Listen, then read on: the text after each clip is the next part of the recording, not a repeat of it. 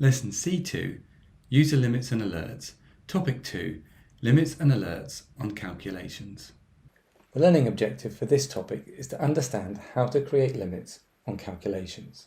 So in Eigen Ingenuity, it's possible to create limits against any time series data source, and this includes virtual calculations. To do this, we do it in exactly the same way as we do for a normal tag. So here's a calculation I've made, and we're going to set a limit against it in the same way by right-clicking against the tag down here in the legend. We select Edit Limits, and then I just enter a limit as before. I'm going to select a minimum and put a threshold of 45, a recovery threshold of 46, and I'm going to give it a limit name, example calculation limit.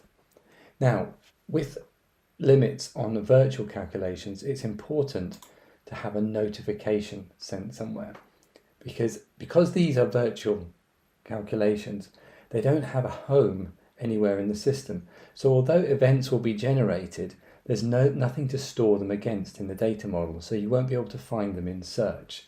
So you need to put down an email address or a mobile user so that you can see when they've gone off and then trend them and interact with them.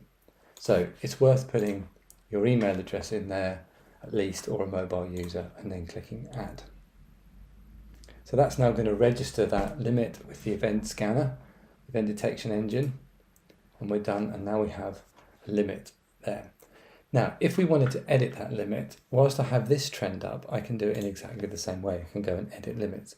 But if you didn't have the trend open and you've deleted the calc or the trend in it, you can still go back and edit your limit, but you need to use the User Limits administration tool.